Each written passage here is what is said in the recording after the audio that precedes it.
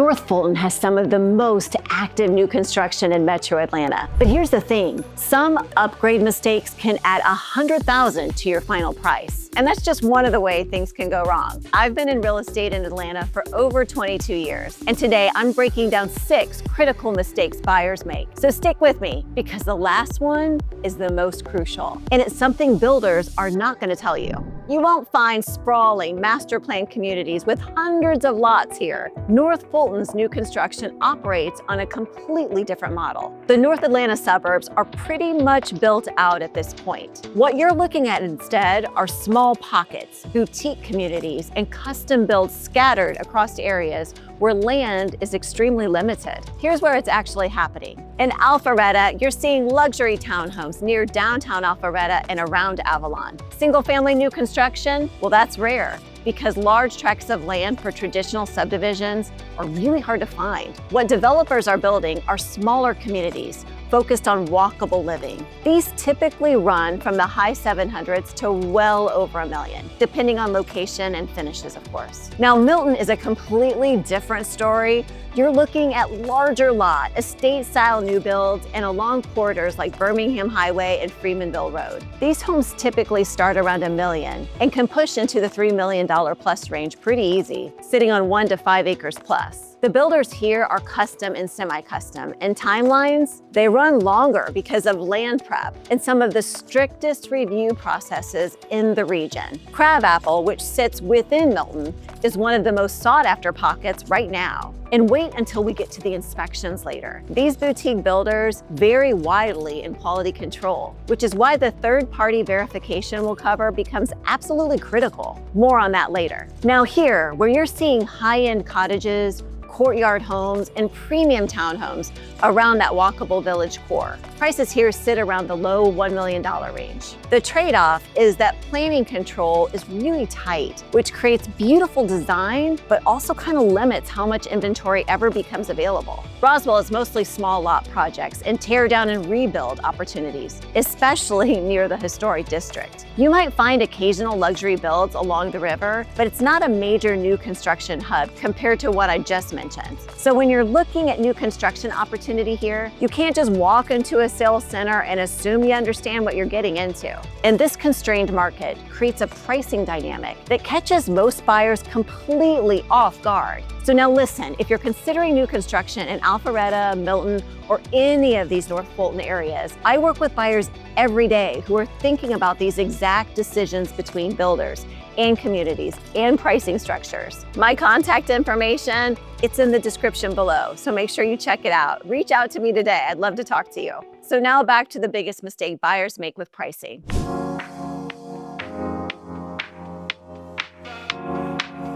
All right, so here's the uncomfortable truth. That advertised price is just the starting point for negotiating you didn't even know you were entering. Most buyers assume the base price they see advertised is the price they'll actually pay. Well, it's not. Upgrades, lot premiums, and design center selections can add more money to the final price. In some cases, especially with luxury or semi-custom builds, that number goes even higher. Here's how it works. Builders advertise a base price to get you into the door. But that base price typically includes builder-grade finishes, a standard lot, and very minimal upgrades. And the model home you just saw are loaded with upgrades that are not included in the standard package. In many Atlanta communities, those items are upgrades instead of standard features, especially finished basements, covered patios, 3-car garages, and definitely the kitchen upgrades. And here's the catch. Most builders don't let you visit the design studio until after you're under contract.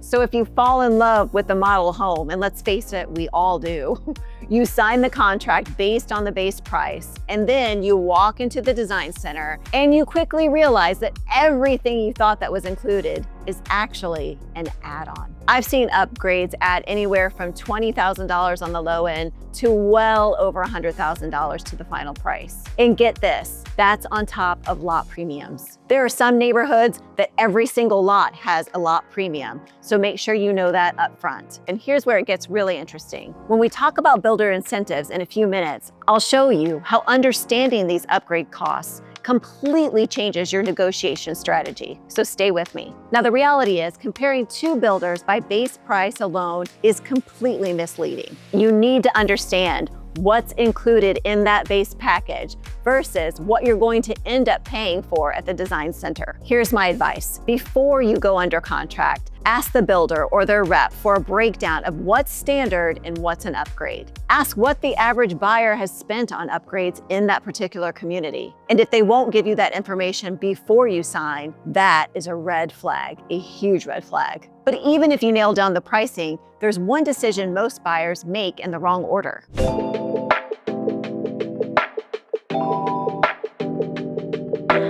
The premium corner lot with mature trees and extra setback. Well, it sold last week while you were still choosing between two floor plans. In North Fulton, the best lots disappear first because inventory is so limited. And when I say the best lots, I'm talking about the ones with better orientation, privacy, views, or maybe even access to amenities. Most buyers walk into a sales center. They fall in love with a floor plan and then ask what lots are available. By that point, the premium lots are often gone. So they settle for a lot that doesn't work as well. And that decision affects their enjoyment of the home. And what happens when they go to sell it? Here's what you need to look at. Lot orientation matters. Does the home face north, south, east, or west? That affects how much natural light you get and what your heating and cooling costs look like. Grading and drainage matter. Is the lot sloped? Is it at the bottom of a hill where water might pool? Setbacks matter. How close is the home to the property lines? Are you right on top of your neighbors,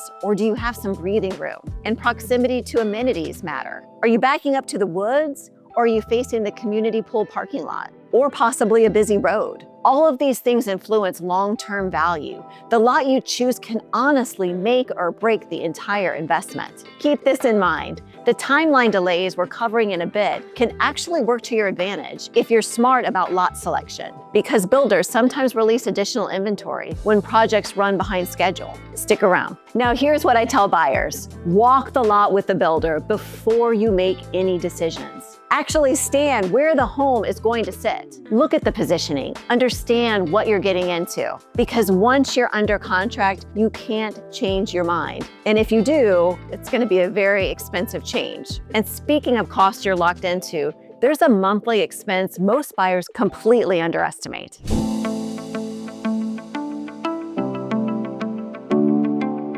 Do the math wrong here, and you'll pay an extra $54,000 over your mortgage term without ever realizing it happened. Some new construction communities include HOA fees that cover things like landscaping, exterior maintenance, or amenity access. In Georgia, those fees can easily range from $100. In fact, I can't think of one I've shown that's $100 to well over $1,000 a year for single-family homes. If you're buying a townhome or a condo, those fees can be significantly higher because they often include exterior maintenance and also things like landscaping. Community Development District fees, or CDD fees, are less common in Georgia than in states like Florida, but they do exist in some communities. These are special assessments to pay for infrastructure like roads, utilities, and amenities. Now here's the problem. Buyers sometimes choose a builder based on an incentive or a lower base price, and they didn't really look at what those reoccurring monthly costs are going to be over time. Let's say you're comparing two communities.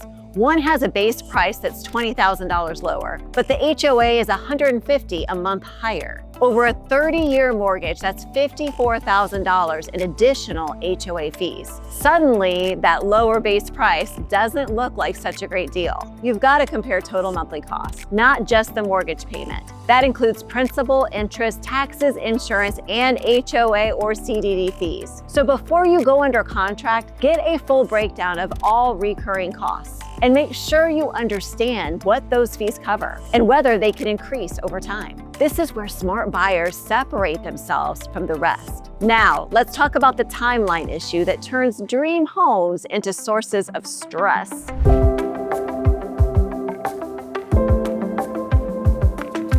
Nine months turns into 14. 14 becomes 16. And suddenly, you're living with your in-laws because your apartment lease expired 3 months ago. New construction in North Fulton can take longer than typical suburban builds because of how boutique the market is and the review processes. A standard Single-family home might take 8 to 9 months, but custom homes in Milton can take 10 to 16 months or even longer. And here's the reality. Delays are common. Supply chain issues, weather, permitting delays, and labor shortages all push our timelines back. Builders are often reluctant to promise a specific move-in date because they know how unpredictable the whole process can be. So if you're selling another property and you're trying to time your move-in, you need flexibility. I've seen situations where buyers had to bridge the gap between closing on their old home and their new home being ready. Here's what I recommend. Build in a buffer.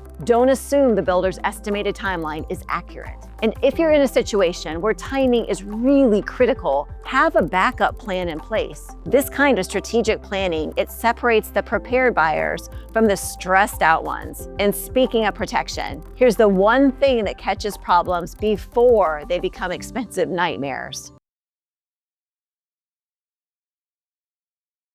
New construction means perfect construction, right? Tell that to the buyer who just discovered $15,000 in foundation issues 2 weeks after closing. Even new homes have defects. I've seen foundation issues. I've seen roofing problems, plumbing leaks, faulty electrical work, poor insulation, and ventilation issues in brand new construction at all price points. These things happen, and it can be a challenge to get the builder to handle those for you post-closing. Georgia law requires builders to provide a written warranty for any job over $2,500, but that warranty only covers defects that are reported within the warranty period. If you don't catch the issue early, you might be on the hook for the repair. Here's what you need to do. Hire an independent third-party inspector to conduct inspections at key stages of the build. That includes the foundation, the framing, the pre-drywall stage, and the final walkthrough before closing. These inspections catches issues early when they're easier and cheaper to fix. And they hold the builder accountable throughout the whole process. Now here's another critical point. If you're buying new construction, work with a buyer's agent. A lot of people think they can save money by going directly to the builder, but the reality is the builder's sales agent represents the builder, not you, and they're gonna recoup that commission that was there to help your agent out. They're looking out for the builder's interests. I'm sure they're very nice, but they are not looking out for you. And get this, in many Atlanta new construction communities, if you show up without your own agent, the builder doesn't lower the price. They just keep more of the commission, or they give it to their sales rep. You're just giving up representation. You're giving up somebody in your corner to help you through this long process of building a home and getting it right. A builder's agent can help you negotiate, walk you through the contract, coordinate inspections, protect your interests through the whole process. And believe me, you want them there at that blue tape walkthrough. And it doesn't cost you anything because in nearly all situations, the builder pays the commission. This is one of those areas where having an advocate makes all the difference, especially when navigating the incentive game builders play.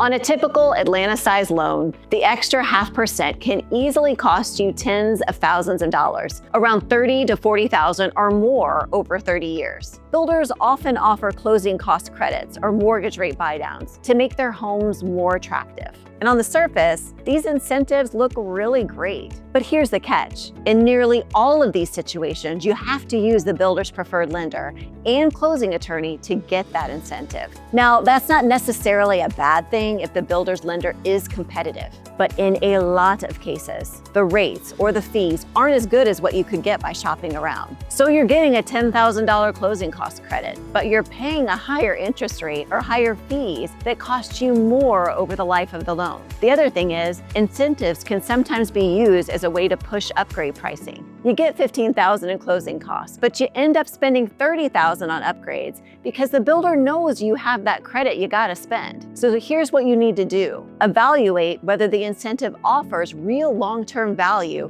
or just upfront appeal. Compare the builder's preferred lender to an outside lender, and understand that you can often negotiate beyond the advertised incentives. The market has shifted, and builders are more willing to negotiate than they used to be. And of course, at the same time, don't assume you can always get a better deal by negotiating. Sometimes the builder's incentive really is the best offer on the table. But having a representative on your side can help you determine that. The key is understanding what you are getting and whether it makes sense for your situation. This is where strategic positioning matters. And there are a few other financial traps waiting if you're not careful. Beyond these 6 major mistakes, a couple more issues catch buyers who think they've already covered everything. First, not budgeting for closing costs and extras.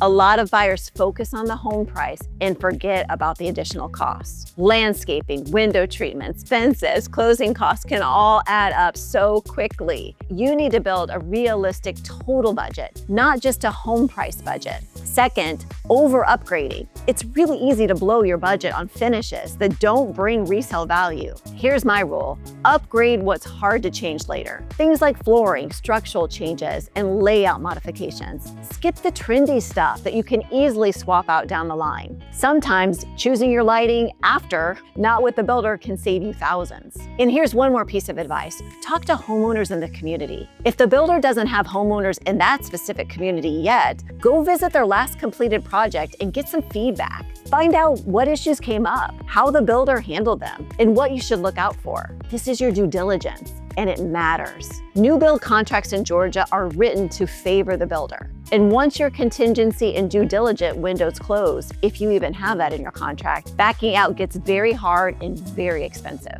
Smart buyers do this research before they ever sign anything, which brings us to how you actually navigate this entire process successfully. The number one mistake isn't picking the wrong builder or the wrong lot. It's walking in unprepared and letting the process control you instead of the other way around. If you're evaluating new construction in Alpharetta, Milton, Roswell, Forsyth County, or anywhere north of Atlanta, and want someone who knows these builders, these communities, and exactly how to protect your interests, email me at stephanie.patterson@coleteamrealestate.com or give me a call or text at 770-316-3110. And I've linked right here my breakdown of the real pros and cons of living in Atlanta in 2026. It's essential context if you're considering a move here. Thanks so much for watching.